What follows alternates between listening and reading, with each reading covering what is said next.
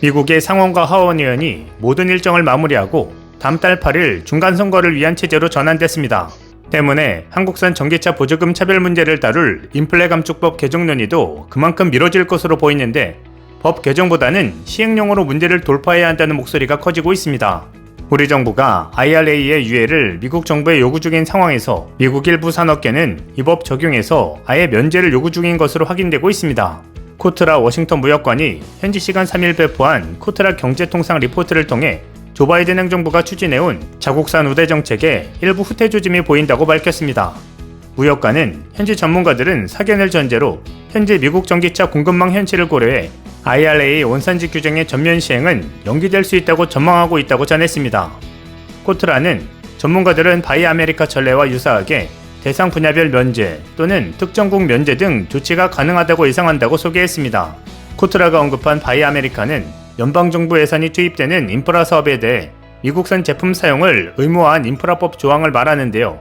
하지만 현실적인 조달 문제로 바이 아메리카 조항 적용이 한시적으로 유예되는 사례가 잇따라 확인되면서 미국의 관련 정책이 후퇴하고 있다고 코트라는 보고서에서 분석했습니다. 이 같은 분위기는 중간선거 이후 새 의회가 내년 1월 임기를 시작하는데 다수당이 현재 민주당에서 공화당으로 바뀔 가능성도 크기 때문입니다.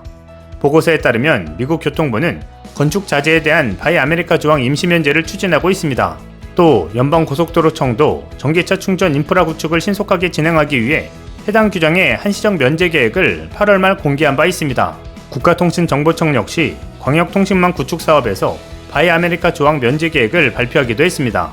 연방기관의 이런 조치는 현실적으로 인프라법 규정을 준수하기 어렵다는 판단에 따른 것인데요. 인플레이션 감축법상의 전기차 원산지 규정 문제도 같은 문제를 갖고 있다고 전문가들은 분석했습니다. 코트라는 전기차와 배터리 미국 내 생산을 전제로 구매자에게 세제 혜택을 주는 조치에 미국 정치권과 국민은 환호했으나 관련 업계는 난색을 표명했다면서 전기차의 북미 지역 내 조립, 배터리 및 핵심 광물 원산지 조건이 대다수 자동차 기업에 막대한 부담으로 작용하고 있다고 말했습니다. 이어 전미 자동차 혁신연맹은 자동차 제조사들이 현재 제시된 자동차 세액 공제 요건을 맞추는 데까지 최소 수년이 걸릴 것이라고 평가하고 업계 혼란을 최소화하기 위해서는 미국 정부가 조기에 명확하고 유연한 정책 집행 가이드라인을 제시해야 한다고 전했습니다. 최근 들어 인플레 감축법의 문제점을 조명하는 현지 언론의 보도도 잇따르고 있는데요. 동아시아 전문 언론인 도널드 커크는 3일 의회 전문 매체 더일에 기고한 칼럼을 통해 많은 한국인들에게 인플레 감축법이 북한을 향한 반복된 규탄보다 중요했다며 최근 카멀라 해리스 미국 부통령의 한국과 일본 순방과 관련한 분위기를 전했습니다. 앞서 월스트리트저널 또한 조 바이든 대통령이 전기차 보조금 문제로 한국의 반발에 직면했다는 제목의 기사를 통해 인플레 감축법의 문제점을 짚었는데요. 이 매체는 유럽연합과 일본산 자동차도 지원금 대상에서 배제됐지만 특히 한국의 반발 여론이 높다고 설명했습니다. 이는 윤석열 정부 출범 후 한미동맹 강화를 위한 노력이 지속되고 있는 상황과 맞물린다는 진단을 내놨습니다. 한국 정부가 중국의 노골적인 반발에도 미국이 추진하는 칩4 참여를 결정하는 등 바이든 행정부의 각종 정책에 적극 협력해왔고 현대차 그룹을 포함한 한국 기업들의 대미 투자 발표도 잇따랐지만 그에 걸맞은 화답이 돌아오지 않았다는 것입니다. 뉴욕타임즈 역시 한국에서는 바이든 대통령 방한 당시 대규모 투자를 발표한 현대차 그룹이 배신당했다는 느낌이 있다고 짚었습니다. 또한 전문가를 인용해 인플레 감축법 내 한국산 전기차 지원금 배제 이슈가 양국 긴장을 가져다주는 이슈 중 하나라고 평가했습니다. 해리스 부통령은 지난달 29일 방한 당시 윤 대통령과 만나 조 바이든 대통령도 한국 측 우려에 대해 잘 알고 있다면서 법률 집행 과정에서 한국 측 우려를 해소할 방안이 마련되도록 잘 챙겨보겠다고 답변했습니다. 이런 가운데 한국 배터리 기업들의 발빠른 대처가 눈길을 끌고 있는데요. IRA를 둘러싼 글로벌 공급망 변화 속에 중국산을 배제하고 공급망 다각화에 나서고 있는 것입니다. 국내 배터리 기업들은 리튬 등 핵심 원자재를 중국 수입에 과도하게 의존해온 것이 사실인데요.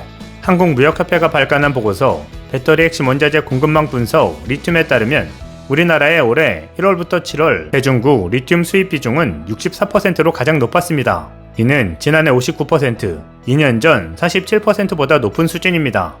하지만 IRA 발표 이후 한국의 주요 배터리 기업 7곳의 7월 이후 공급망 변화상을 확인했더니 전체 10건 중 중국산은 한 건에 불과했습니다. 중국을 대체할 곳으로 북미와 아프리카, 유럽, 호주 등에서 원자재를 수급할 움직임을 보이고 있습니다. SKO는 지난달 29일 호주 퍼스에서 글로벌 리튬의 안정적 수급을 위한 양해각서를 체결했습니다. 이번 체결로 글로벌 리튬이 생산하는 리튬 정광을 장기간 안정적으로 공급받을 것으로 보입니다. 2018년 설립된 글로벌 리튬사는 현재 호주 내 2개 광산에서 대규모 리튬 정광 개발 프로젝트를 진행 중인데요. 이 광산들의 리튬 매장량은 총 50만 톤으로 추정됩니다. 호주는 세계 최대 리튬 생산국이자 니켈, 코발트 등 다른 배터리 핵심 광물의 주요 생산국인데요. 최근 IRA를 발효시킨 미국과 자유무역 협정을 체결한 국가로서 호주산 배터리 원자재를 사용하면 IRA 관련 세제 혜택을 받을 수 있습니다. LG 에너지 솔루션도 캐나다 광물 기업 3곳으로부터 황산 코발트 7,000톤, 수산화 리튬 25만 5천 톤 등을 공급받기로 하는 등 완성 배터리셀 기업들이 공급망 다변화를 이끌고 있습니다. 삼성 SDI는 지난달 22일 중국 최대 리튬 기업 간펑 리튬의 주식 1,662만 2천 주, 약 1,800억 원어치를 매각했는데요. 삼성 SDI는 이 매각 대금을 공급망 다변화에 쓴다는 전략입니다. 국내 기업들의 배터리 부품, 소재, 국산화 노력도 결실을 맺고 있습니다. 포스코 케미칼과 OCI는 합작법인인 P&O 케미칼을 설립하고 충남 공주시에 공장을 세워 배터리용 음극재 중간 소재인 코팅용 피치를 생산하기로 했습니다. 탄소물질인 피치는 음극재의 표면 코팅과 알루미늄 재련 공정의 바인더 등으로 활용되는데 배터리 충전 속도와 수명을 늘리는 데 중요한 역할을 합니다. 그간 전량 수입에 의존했지만 국산화에 성공한 것입니다. 또 LG 에너지 솔루션 역시 DMP, 슈아덴코 등 일본 업체가 사실상 독식해온 배터리용 파우치 필름을 첫 국산화해 양산하는 데 성공했습니다. 한편 세계 1위의 반도체 장비 업체인 어플라이드 머티리얼즈의 투자 전문 자회사인 어플라이드 벤처스가 다시 한국에 투자하기로 했습니다. 어플라이드 벤처스는 지난달 조성된 한미 공동펀드에 또다시 이름을 올렸는데요. 이는 한국 스타트업 지원을 위한 두 번째 펀드 조성입니다. 이번 펀드엔 한국 벤처투자와 미국 3개 회사가 총 2억 1,500만 달러, 약 3,098억 원 규모를 투입했는데 이 가운데 어플라이드 벤처스는 2,500만 달러를 맡았습니다. 다양한 국가에 투자하는 어플라이드 벤처스가 한 국가에 두 펀드를 조성한 건 처음 있는 일입니다. 세계 최대 반도체 장비 회사의 투자 전문 회사가 한국에 거금을 투자한 이유는 무엇일까요? 아난드 카마나바 어플라이드 벤처스 대표는 한국은 그만큼 투자 매력도가 높은 기술과 인력을 갖춘 스타트업들이 많기 때문이라며 한국은 투자 기회의 나라라고 밝혔습니다. 지난해 매출이 239억 달러로 전세계 반도체 장비 업체 가운데 1위를 차지한 이 회사는 미국 다음으로 한국에 가장 많은 투자를 해왔습니다. 이 업체 외에도 한국을 주요 투자 대상 지역으로 주목한 회사들이 많은데요. 네덜란드 ASML은 2025년까지 2,400억 원을 투자해 반도체 클러스터를, 도쿄 일렉트론은 내년까지 1,000억 원을 들여 신규 반도체 제조 장비 연구센터를 한국에 세울 계획입니다.